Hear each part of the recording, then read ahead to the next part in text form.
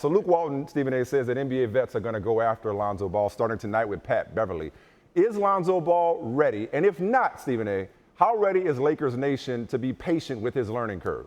Well, he's not ready to answer the immediate question. From a defensive standpoint, Patrick Beverly is the kind of dude that lives to ruin a dude's night, and certainly Lonzo Ball is ripe for the picking. Offensively, he's limited to some degree. He's got an arsenal, but he's going up against some of the elite offensive players in this game, a lot of it who happen to play the point guard position, the Russell Westbrook, Steph Curry's, CP3s, or James Harden, Damian Lillard, whoever you want to pick. So the Lakers and Laker Nation, to answer the question more directly, need to be prepared to be patient. He is a rookie. What he needs to do, Michael, is show his ability to be a floor general, passing the ball, his vision, his basketball IQ. You have to look at him and say he's capable of making dudes better. If they're not getting it done, it's because they don't have the ability, not because he doesn't have the ability. As long as Laker Nation see that, I think they'll be just fine. All right, how you feel about Brandon Ingram's progress? And are you as excited as I am about Kyle Kuzma, for that matter? I'm excited about Kuzma. I'm not excited about Brandon Ingram. Yeah. He comes out of college with a lot of promise.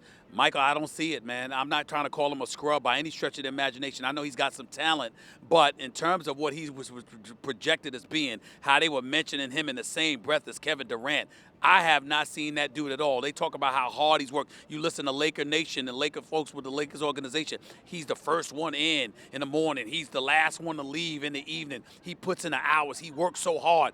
Michael, I haven't seen him. He doesn't look like he's gained a pound, okay? He doesn't look like somebody that's put in that work from a physical standpoint. And then when I see his game in preseason, it's looked the same that it did last season. So for me, I'm not trying to wish bad luck on a dude or anything like that. I just don't see it. But Kuzma's got a chance, though.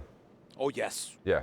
That's a simple answer. Yes, he's special. I like it. Sometimes you get lucky. 27 pick was a throw-in in the Brook Lopez trade for D'Angelo Russell. Maybe they hit the jackpot. On the flip side, the Clippers are obviously different, okay, obviously. But in what ways could they actually be better without Chris Paul?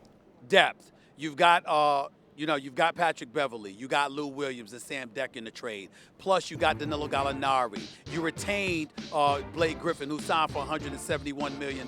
He looks good. You still have DeAndre Jordan. Yeah, he looks good because it's the preseason. And he'll look good during the regular season, Michael. Come talk to me about Blake Griffin in the postseason. I want to see him healthy and ready to go. Until then, I'm not buying into all of that. Depth is obviously a big deal, but they have to address their culture. CP3, put it in this perspective, Michael. You've got a guy in CP3 who's 32 years of age, entering the last year of his deal, who walked away from 5 years in excess of $200 million because he didn't like the culture and he didn't like the coach. That's problematic. That speaks to something very profound. We don't know all the details, but it speaks to something very profound that they have to address. Something's wrong when a brother walks away from $200 million. No question. Something's wrong. Maybe they collectively play with a different kind of chip on their shoulder this year. You left out one name, Milos Teodosic, who might be the best point guard on the floor tonight, the way he was passing the ball throughout the summer. But can he defend? No question. Can he defend? That's what this league is all about.